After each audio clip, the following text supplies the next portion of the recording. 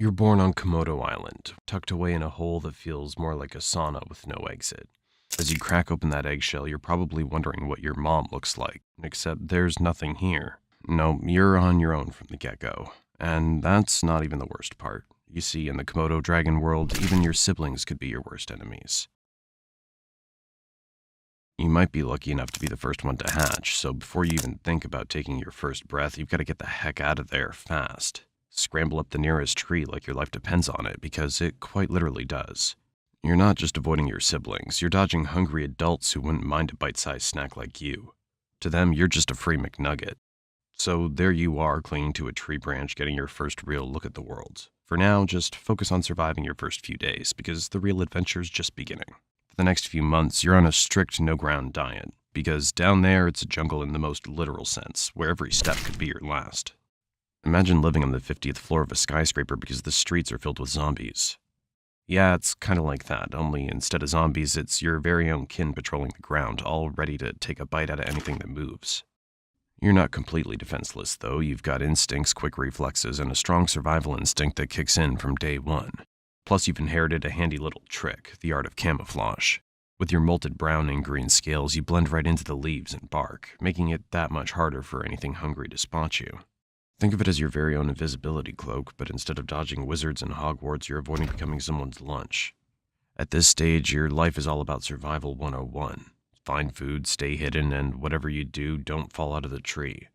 Your diet's about as varied as a college student's during finals week, whatever you can scavenge or catch, from insects and small lizards to the occasional bird that's too slow for its own good.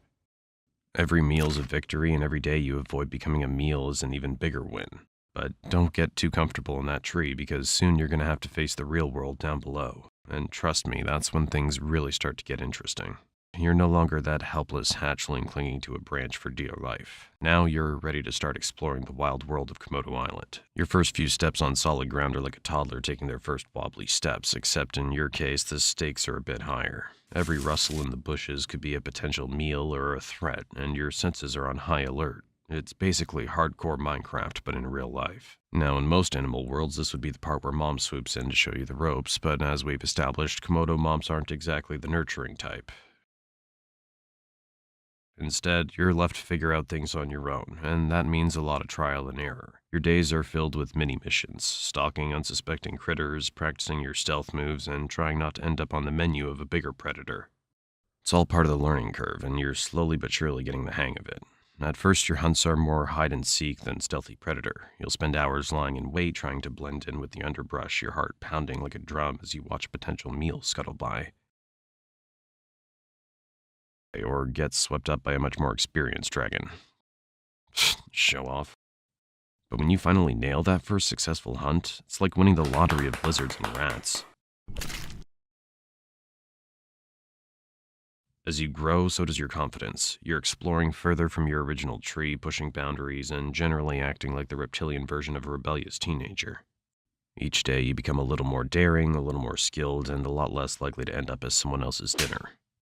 But it's not all smooth sailing. Remember those siblings you escaped from at birth? They're still around, and now it's time for some good old-fashioned sibling rivalry.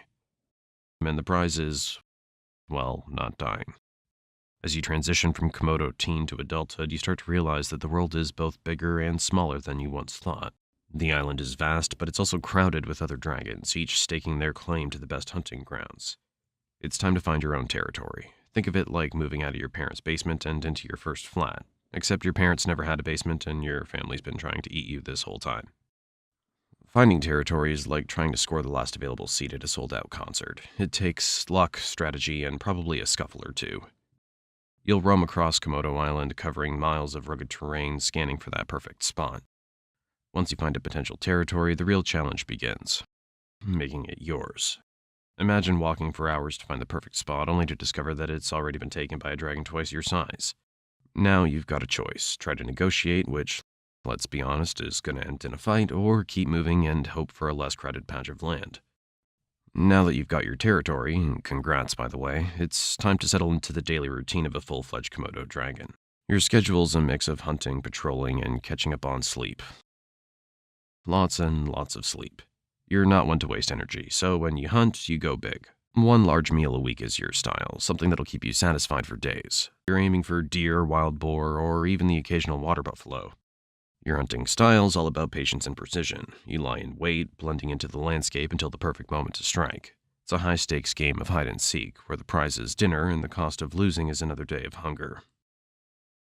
But when you do succeed, it's worth the wait. You'll feast like a king and then slip into a food coma that'll make a Thanksgiving nap look like a quick power snooze. As you reach full maturity at around 7 to 10 years, you start taking extra notice of other female Komodos roaming around. That's your urge to mate kicking in. Mating season's like the ultimate dating game. You're sizing up potential partners with a mix of curiosity and caution. For male dragons, the competition's fierce. You've got to prove your worth to the ladies, and that means showing off your strength, size, and survival skills. If a female finds you impressive, she might just let you get close enough to mate. Just don't screw up your chance because the competition's tough and your brother might just be waiting in line. Once you've successfully mated, your job isn't quite done.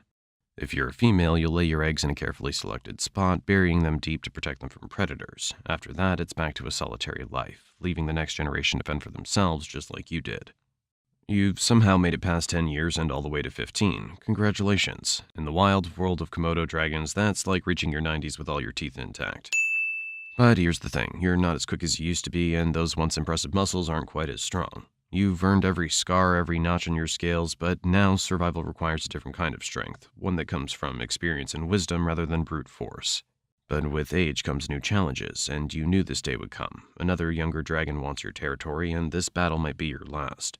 The young dragon's eager, strong, and even reminds you of yourself when you first went out to get your own territory. Hey, it might even be your own son, who knows? Komodo dragons aren't exactly great parents. This fight is different from the others you've had. Although you're older and wiser, you're also more vulnerable. Your opponent's fast, relentless, and every blow feels a little harder than the last. But you're not about to go down without a fight. You dig deep, drawing on every ounce of strength and every trick you've learned over the years. In the end, it's a close call. Maybe you win, driving the challenger away one last time. Or maybe you lose, forced to retreat to the fringes of your territory, battered but not broken. Either way, this fight marks the beginning of the end. You've held your ground for years, but now it's clear that the balance of power is shifting. The jungle's a harsh place, and even the strongest can't rule forever. After years of ruling your territory, you give one last growl. And now, as you feel the weight of time pressing down, you know that the jungle will continue with or without you. As the end approaches, you find a quiet spot to rest, somewhere safe from the constant struggle for survival. You lie down, feeling the warmth of the sun on your scales, and close your eyes. The world keeps turning, the cycle continues, and somewhere out there a new dragon is hatching, ready to begin the journey you've just completed.